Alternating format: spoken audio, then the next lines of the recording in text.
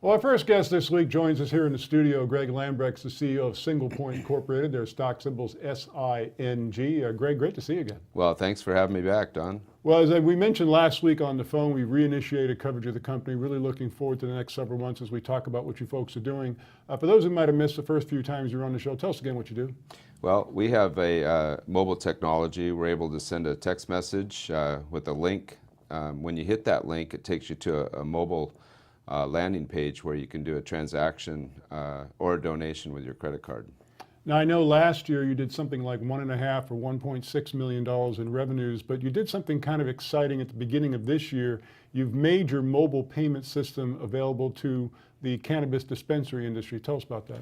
Yeah, well, we're very excited about the vertical in the cannabis dispensaries, and what we're doing is we're putting together a product where the customer can use their credit card and pay for cannabis on their mobile phone.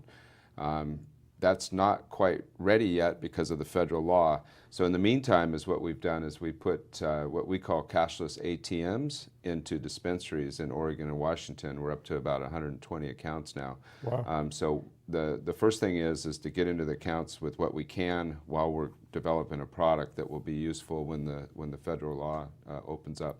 Now that's significant what you just said. You have 120 accounts. That's Yes. the first time you've mentioned that to us. Yes, yes. Well, we've been out to all the different trade shows. We've really focused on Oregon and Washington. We've kind of put a stakehold up there, and we're excited for the new states to come on. Well, you know, you'd have to think this is going to continue because, you know, Colorado, as an example, they've been reporting millions upon millions of dollars in tax revenue. And of course, states that are cash strapped are looking at this saying, that's not a bad idea.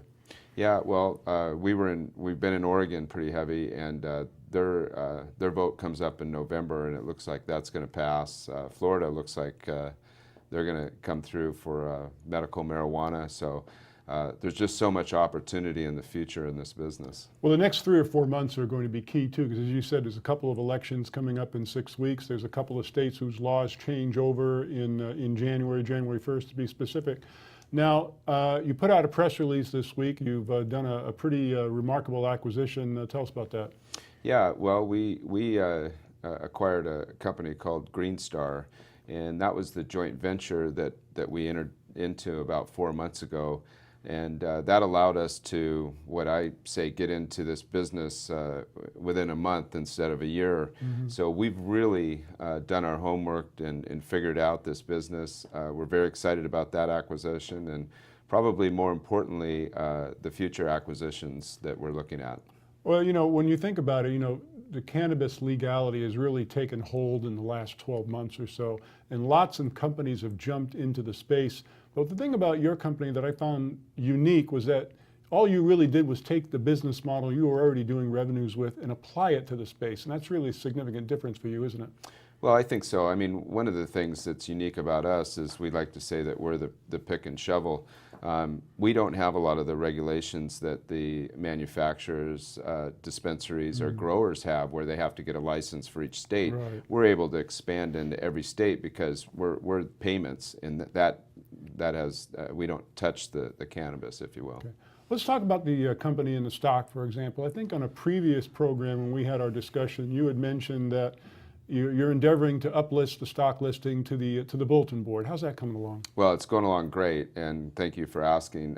We've spent most of the summer getting our accounting audits together and also working with the attorneys. So we're in the final stages of our uplisting, and of course we're very excited about having an audited financials and getting on the bulletin board. You know, a lot of people that follow small companies are unaware of just how exhaustive that process can be, how long it can take, how many T's you have to cross, how many I's you have to dot. Yeah, it is. It is quite a lot of work, and it does cost money. We've been fortunate that we've been able to do both.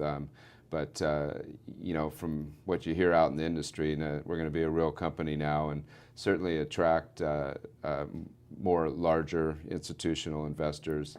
The other thing about that, it really opens the door for more significant financing. So we're in the process now of talking to various companies that are interested in anywhere from $1 million to $5 million, and I'm excited about that, particularly because one of the ways we really want to focus on growing the company is through acquisitions. Although we're also going to, and we are getting sales internally, but we're really going to focus on acquisitions. So pretty excited about the future right now. Well, you're also kind of a mind reader, because that was my very next question. Because when we first started talking to your company about a year ago, you had just completed really your first major acquisition, and now you've had a second acquisition that you're talking about this week. So my question to you was, that really is going to become part of the business model going forward, looking for acquisition targets and bringing them into the company? Yeah, I started a distribution company that I had for 15 years, so I understand how hard it is to get products into dispensaries. And from some of my previous experience, I think it's the best interest of our company and our shareholders to acquire companies that are out there and utilize our stock and our ability to raise financing to really dominate this business. And all of that becomes so much easier when you're a bulletin board listed company. That's just it. I think once we get on the bulletin board, that we're going to have just so much more clarity on institutional investors and have a better chance of acquiring other companies. We're almost out of time, but one question I did want to ask you is, as these states start to move into legalization, how quickly can you jump into action and move into a particular state? Well, I mean, very fast. It's interesting because the states, the 20 states that have been open with dispensaries for medical marijuana, and then the 2 states that have recreational, Oregon and Washington, those states are the ones that we want to go and acquire those companies. The states that haven't opened up yet, well, there's no company to acquire, so we're going to go in there ourselves. And that's part of the $1 million or $5 million raise, is to go in there with feet on the ground and start from scratch on those. Singlepoint Incorporated, S-I-N-G, exciting company. Greg, thanks so much. We'll be following you very closely the next couple of months.